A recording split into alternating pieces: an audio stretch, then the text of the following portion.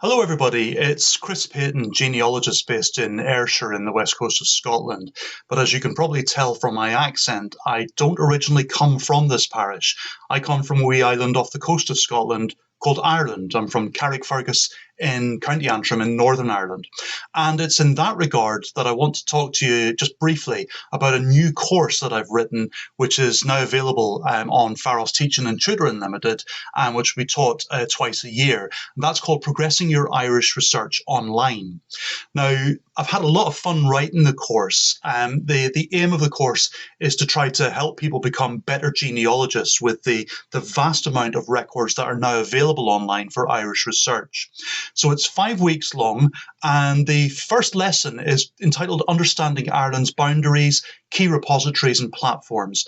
And the purpose of that lesson is to provide a background to your Irish genealogical understanding with the history of the island, the key repositories, and some key dates that will affect your understanding of where and when to look for certain types of records. Then in the second lesson, we look at the Irish vital records of church and state. Now, here in Scotland, I can go to one website and find pretty much most of the records, not all of them, but a good deal of them. In Ireland, it's completely different. There are a lot of records that have survived. There are a lot of records that had problems during the existence of the bodies that created them that affected how they were kept. There was the partition of the island in 1921 into two territories, each of which now has its own general register office. So there's a lot to get to grips with, but there's also a lot of resources that are available online to help build together the relationships that we need to construct our families from. Then in the third lesson, I'll be looking at Irish censuses and substitutes. And again, there's a bit of a happy story with some of the records and a slightly unhappy story with some of the other records. But the records that haven't survived, we'll look at substitutes to try and fill those gaps. And the records that have survived, there's a lot to talk about.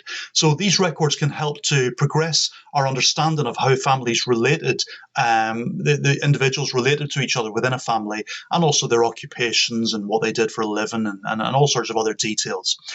Then in lesson 4, I'll be looking at valuation records and records of inheritance. And these are records that can help us to gain a bit of understanding about our ancestors' status in their lives, whether they were humble agricultural labourers or whether they owned vast estates on the island. So there's a lot to get to grips with, and of course there's a lot in between those two extremes as well. So a great deal of records online for that as a topic as well. And then in the final lesson, which is one that I don't think has been covered in a course that I've seen before, it's the Decade of Centenaries, which looks at the history of Ireland from 1912 to 1923 and the records that we can now find online to find out what our ancestors perhaps got up to in that period. It was the most extraordinary period where practically everything happened in Ireland.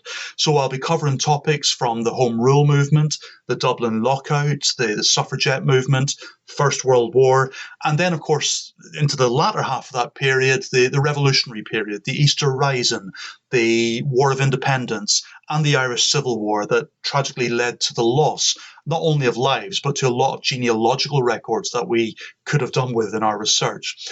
So it's a Pharos course. It's 5 weeks long. It costs £49.99 and will be run twice a year. You'll find details of the course at www.pharostutors.com.